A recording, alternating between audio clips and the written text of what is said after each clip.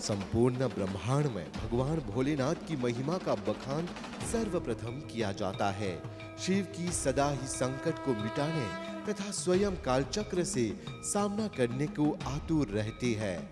पृथ्वीलोक वासियों की रक्षा तथा सदा ही भक्तों के बीच वास करने के लिए स्वयं अपने आप को 12 कुंजों में विभाजित कर दिया और पृथ्वीलोक में ज्योतिर्लिंगों के रूप में विराजमान हो गए। शास्त्रों और पुराणों के अनुसार जो भी मानव इन ज्योतिर्लिंगों का दर्शन करता है उसके जन्म जन्म के पाप कट जाते हैं, दुख मिट जाते हैं, पीड़ा सब मिट जाती है। ज्योतिर्लिंग यात्रा के लिए अगली टोली निकल रही है 8 नवंबर 2024 को और वापसी होगी 1 दिसंबर 2024 को। तीर्थ यात्रा एसोसिएशन के साथ सोमनाथ, नागेश्वर, भीमाशंकर, त्र्यंबकेश्वर, ग्रीनेश्वर, वैद्यनाथ, महाकालेश्वर, ओमकारेश्वर, द्वारका और सिद्धि का दर्शन कर अपना जीवन सफल कीजिए। ज्यादा जानकारी और रिजर्वेशन के लिए कॉल कीजिए 57019809, 57019809 या तो 59498703। ऐसा पावन अवसर जीवन में बार बार नहीं आता। यात्रा कर महादेव का असीम कृपा प्राप्त करे तीर्थ यात्रा एसोसिएशन के साथ। ज्योतिर्लिंगों की यात्रा कर महादेव की असीम कृपा प्राप्त करे।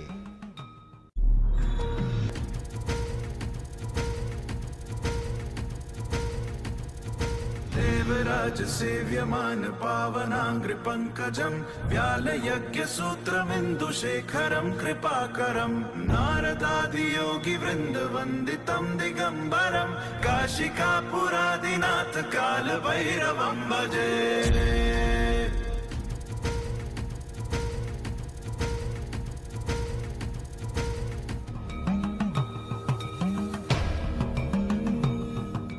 नमस्ते। यात्रा प्रोग्राम में आप सब लोग के शानदार स्वागत करत है जा।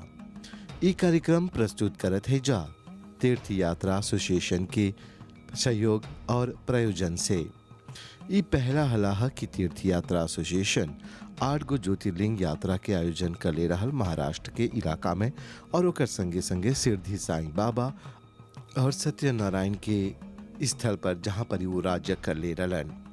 महाराष्ट्र भारत के पावन धरती है जहाँ पर 12 में से 8 गो ज्योतिर्लिंग महाराष्ट्र में पावल जाला।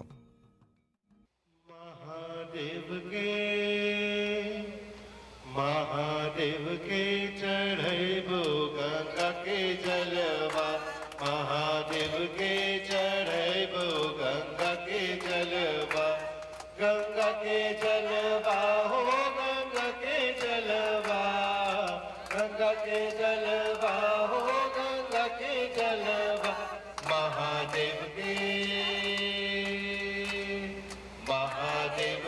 चढ़ैबो गंगा के जलवा, महादेव के चढ़ैबो गंगा के जलवा।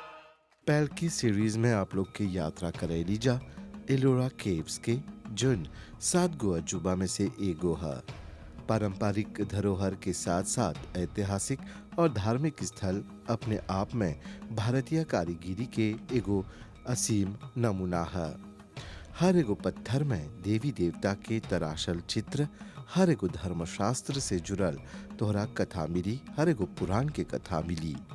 ई स्थान में एगो बड़ा विशाल शिवलिंग पावल जाला जेकर दर्शन मात्र से ही रोंगटे खड़े हो जाला।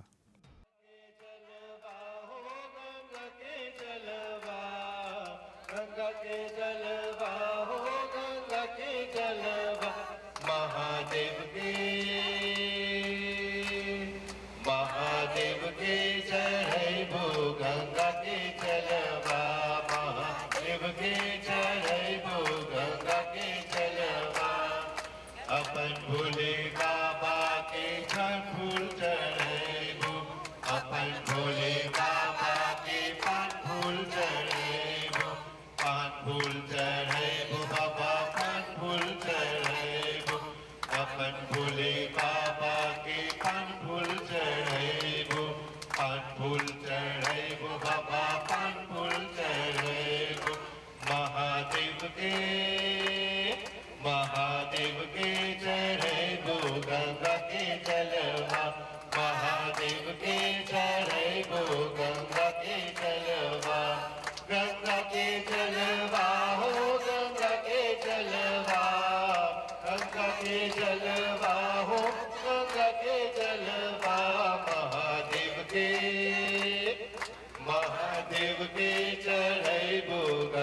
के चलवा अपन भोले बाबा के श्रृंगार चढ़ैबो अपन भोले बाबा के श्रृंगार चढ़ैबो श्रृंगार चढ़ैबो बाबा श्रृंगार चढ़ैबो श्रृंगार चढ़ैबो बाबा श्रृंगार चढ़ैबो महादेव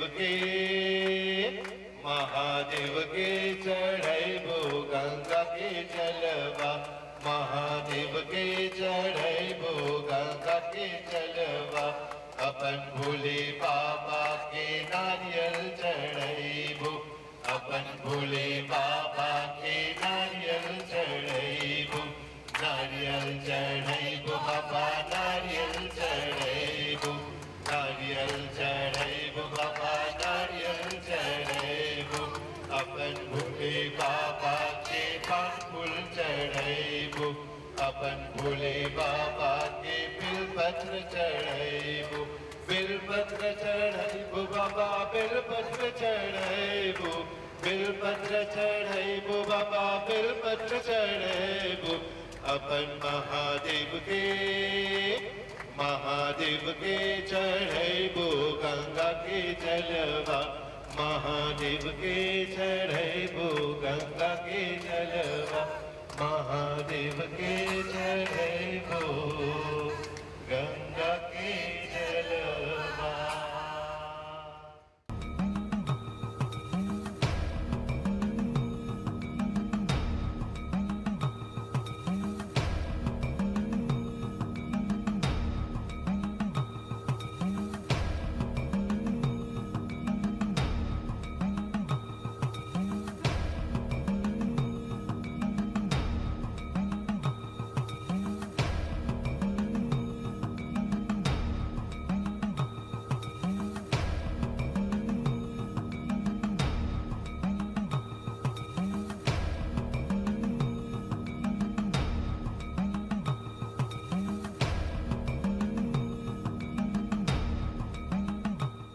इस शिवलिंग के दर्शन भाग्य मात्र से ही मिलेला। भाग्यशाली रलीजा हमली के यात्रीगण जन इलोरा केव्स के दर्शन करलन जा और हौजा के जन पॉजिटिव वाइब सकारात्मक ऊर्जा रहल अपन संगे लेके अलन जा। ओकर बाद आपके दर्शन करवैली जा गुरुनेश्वर ज्योतिर्लिंग के और देख लीजा कौन प्रकार से शिव जी हैजा परी प्रकट भैल डलन और कौन प्रकार हैजा सच्चा मन से संतान के सुख मंगला पर सब मनती पूरा हो जाला।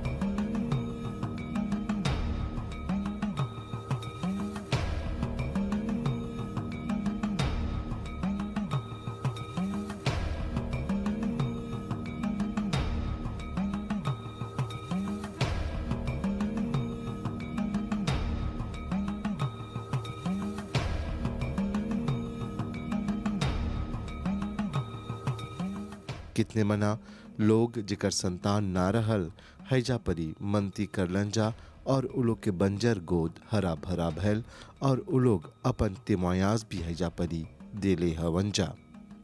इस सब के दर्शन करला के बाद रुख कर ली जा खुल्दाबाद की ओर। उ पावन दिन पर पूरा भारत में होली मनावल जात रहल जिन की असत्य पर सत्य के विजय के प्रतीक होला पर्व रहल।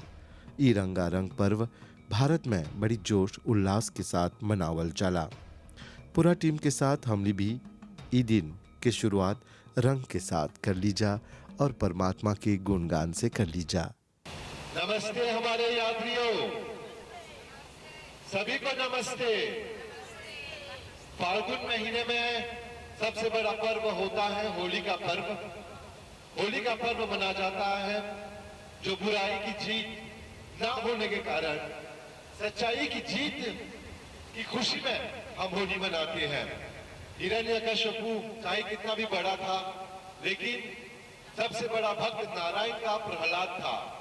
होलिका को वरदान मिला था वो नहीं जलेगी, लेकिन बुराई के कारण वो जल गई और अच्छाई के कारण प्रहलाद बच गया।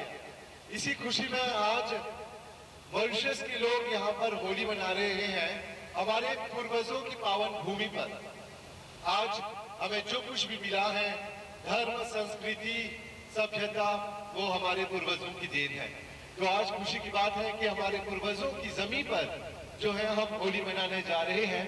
सभी के पास होली का वो पैकेट है, किसी के पास गुलाल है, किसी के पास हरा रंग है, नीला रंग है और वायलेट रंग है, उसके साथ साथ अबीर भी है। तो चलिए आज खुशी के साथ मनाएंगे होली, लेकिन बस के अंदर नहीं, बस के बाहर। कार्यक्रम को शुरू करेंगे होली गीत के साथ, गणेश वंदना, फिर उसके बाद होली गीत के साथ। हमारे मध्य में है मां सरस्वती की देन पाने वाली हमारी बहना। चलिए उनसे गणेश वंदना के बाद एक होली गीत सुनते हैं, फिर ये फगुआ का जो फगुआ है हम मनाएंगे। इसको फगुआ कहा जाता है। सुबह सुबह आप लोगों ने पुआ खाया ना, बढ़िया था। तो पुआ के बाद होली खेलेंगे और उसके लिए सूरज भाई को धन्यवाद देना चाहेंगे। भारत में आकर भी आप पूरे इंडियन बन चुके हो, जो पुआ बनाया था क्या बनाया था। तो चलिए गणेश वंदना के साथ आरंभ करते हैं। बिना बीघ्न के काज सवारो, गणपति जी मेरे मन में पधारो। बिना बीघ्न के काज सवारो, गणपति जी मेरे मन में पधारो। गणपति जी मेरे मन में पधारो। मोह माया के बंधन टूटे, जन्म जन्म का तेरा छूटे। जन्म जन्म का तेरा छूटे। दया प्रेम से आज उबारो, गणपति जी मेरे मन में पधारो। गणपति जी मेरे मन में पधारो। मैं बालक अनजान गजानन, ज्ञान का दो भंडार गजानन। होली के दिन दिल खिल जाते हैं, रंगों में रंग मिल जाते हैं। होली के दिन दिल खिल जाते हैं, रंगों में रंग मिल जाते हैं। ऐसे ईश में दोस्तों, दुश्मन भी कल मिल जाते हैं। होली के दिन दिल खिल जाते हैं, रंगों में रंग मिल जाते हैं। होली के दिन दिल खिल जाते हैं, रंगों में रंग मिल जाते हैं। बोले प्रेम से कृष्ण कन्हैया लाल की। होली खेलत नंदलाल की गज में, होली खेलत नंदलाल। होली खेलत नंदलाल की गज में, होली खेलत नंदलाल। वो रंग भर से भीगे चुनर यारी, रंग भर से, ओ रंग भर से भीगे चुनर यारी, रंग भर से, ओ रंग भर से भीगे चुनर यारी, रंग भर से। श्री राम लिए अवतार, सुर हर साई। श्री राम लिए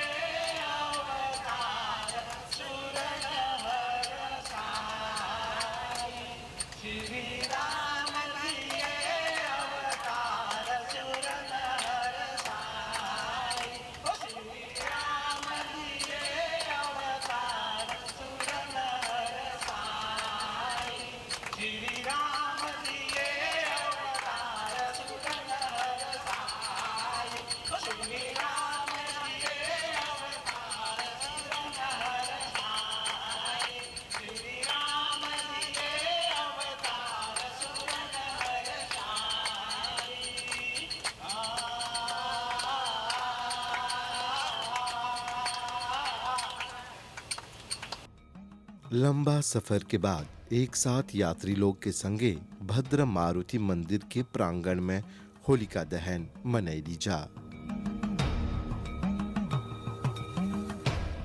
जीवन में जोन कुछ भी होला बड़ी भाग से हुएला, जोन भाग में लिखल रहेला हवे हुएला, ओकर से ज्यादा ओकर से कम ना हुएला।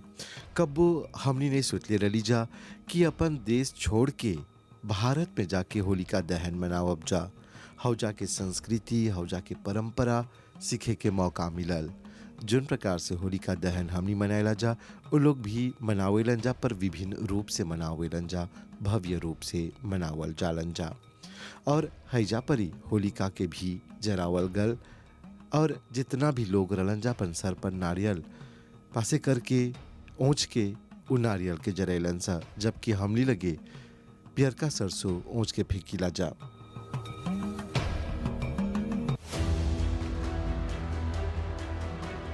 मनुष्य जीवन जोन बातें बड़ी भाग से मिलेला, 84 लाख योनि के बाद ई जीवात्मा के मनुष्य जीवन प्राप्त होएला। ई जीवन बड़ी पुण्य कर्म से मिलल बाते। भारत के 4 धाम के यात्रा कर ई मनुष्य जीवन के और भी सार्थक बनावा। यमुनोत्री, गंगोत्री, बद्रीनाथ, केदारनाथ, हरिद्वार, अयोध्या, वृंदावन, वाराणसी, ऋषिकेश और उत्तरकाशी यदि तोहर स्वप्न स्थल है तो जल्दी से अगला तीर्थ यात्रा खातिर अपन स्थान बुक करावा। अगला 4 धाम यात्रा खातिर यात्री लोग के टोली रवाना होत बाते मॉरिशस से 14 सितंबर 2024 के और वापसी होत बाते 10 अक्टूबर 2024 के। ज्यादा जानकारी और रजिस्ट्रेशन खातिर कॉल करा 5701-9809 570N9809 या ता फोन करा 5949-8703 5 949-8703 पर। जीवन में ऐसा मौका बार बार नहीं आवेला।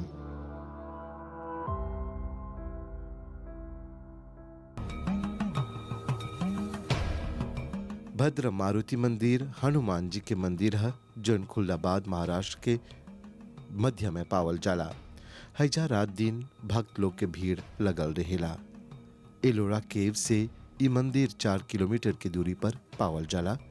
ई विश्व के 3 गो में से एगो हनुमान मंदिर है, जहाँ पर हनुमान जी मारुति एगो खड़ा नहीं बल्कि लेटल पावल जाला, विश्राम के रूप में पोस्चर में पावल जाला। पहलका प्रयागराज के गंगा संगम में पावल जाला, एगो जम सवाली मध्य प्रदेश में पावल जाला और एगो हैजा परी। पर सबसे शक्तिशाली हैजा होला हनुमान में पावल जाला। बोलल जाला, मानल जाला कि एकर पीछे ढेर मना इतिहास बा। ई भद्र मारुति मंदिर पर्यटक लोग खातिर आकर्षण के एगो केंद्र है। छत्रपति संभाजी नगर जिला के प्रमुख आकर्षण स्थल। हनुमान जयंती और रामनवमी में हैजा लाखों की संख्या में भक्त लोग एकत्रित होवेलन जा। दर्शन, पूजा, आरती खातिर हैजा भीड़ लगल रहेला। श्रावण मास में और शनिवार के दिन हैजा पर ढेर भक्त लोग दूर दूर से करीब के इलाका से आवेलन जा आराधना करे। ऐसन मानल जाला कि शनिवार और मंगर के भगवान मारुति के आराधना करबा, ओकर चालीसा गईबा, ओकर गुण गान करबा त तोहर सब मनोरथ पूरा हो जाला और जितना भी विघ्न रहेला विघ्नहर्ता जनबा हनुमान जी दूर कर देवेला। जय हनुमान ज्ञान गुण सागर, जय कपीस तिहु लोक उजागर, राम दूत अतिरिक्त बल धामा, अंजनी पुत्र पवन सुत नामा। राम सिया राम जय जय राम। बस इतना गैला से हैजा परी तोहर सब मनोकामना पूरा हो जाला। ढेर लोग हैजा परी पूजा आराधना करे आवेलन जा और ऐसा मानल जाला कि हैजा मारुति के आराधना करला से हर ग्रह के जो दोष बा वो मिट जाला और हर संकट मिट जाला। एकर इतिहास भी बहुत विस्तृत है।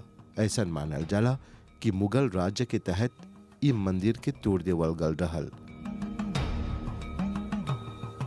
हनुमान जी के भगत लोग ये मूर्ति लुका के हजारन साल रख ले रहलन जा।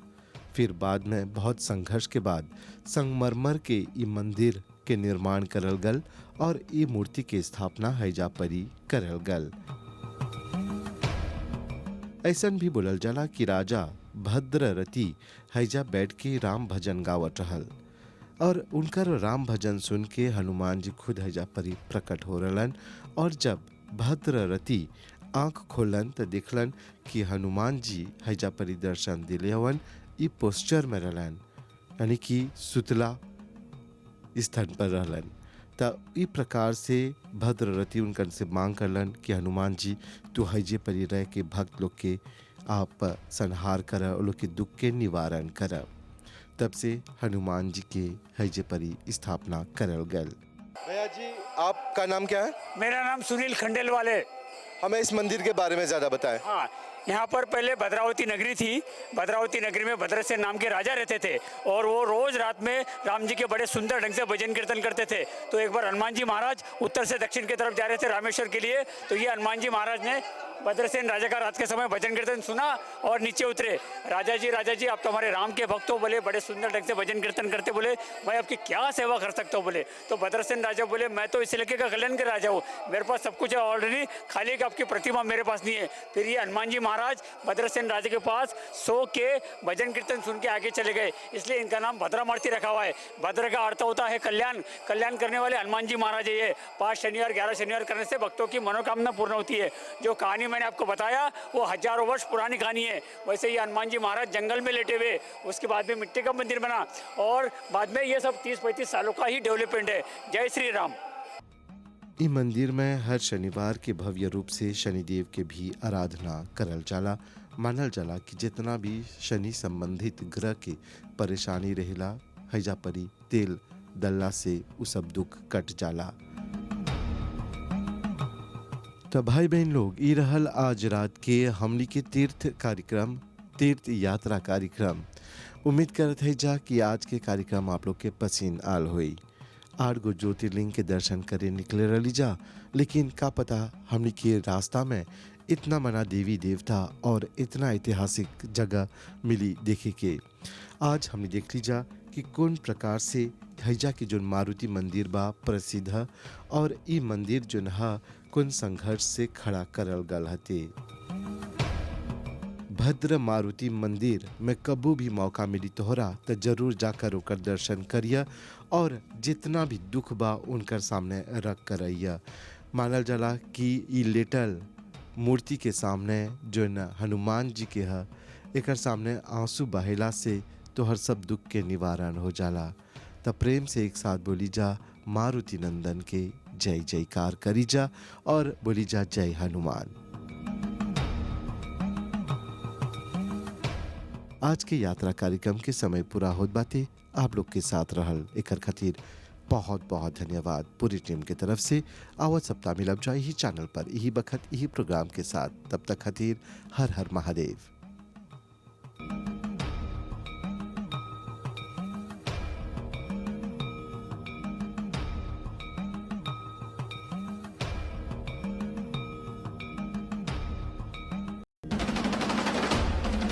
संपूर्ण ब्रह्मांड में भगवान भोलेनाथ की महिमा का बखान सर्वप्रथम किया जाता है।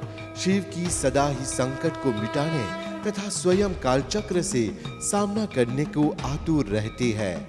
पृथ्वी लोक वासियों की रक्षा तथा सदा ही भक्तों के बीच वास करने के लिए स्वयं अपने आप को 12 कुंजों में विभाजित कर दिया और पृथ्वी लोक में ज्योतिर्लिंगों के रूप में विराजमान हो गए। शास्त्रों और पुराणों के अनुसार जो भी मानव इन ज्योतिर्लिंगों का दर्शन करता है उसके जन्म जन्म के पाप कट जाते हैं, दुख मिट जाते हैं, पीड़ा सब मिट जाती है। ज्योतिर्लिंग यात्रा के लिए अगली टोली निकल रही है 8 नवंबर 2024 को और वापसी होगी 1 दिसंबर 2024 को। तीर्थ यात्रा एसोसिएशन के साथ सोमनाथ, नागेश्वर, भीमाशंकर, त्र्यंबकेश्वर, ग्रीनेश्वर, वैद्यनाथ, महाकालेश्वर, ओमकारेश्वर, द्वारका और सिद्धि का दर्शन कर अपना जीवन सफल कीजिए। ज्यादा जानकारी और रिजर्वेशन के लिए कॉल कीजिए 57019809, 57019809 या तो 59498703। ऐसा पावन अवसर जीवन में बार बार नहीं आता। यात्रा कर महादेव का असीम कृपा प्राप्त करे तीर्थ यात्रा एसोसिएशन के साथ। ज्योतिर्लिंगों की यात्रा कर महादेव की असीम कृपा प्राप्त करें।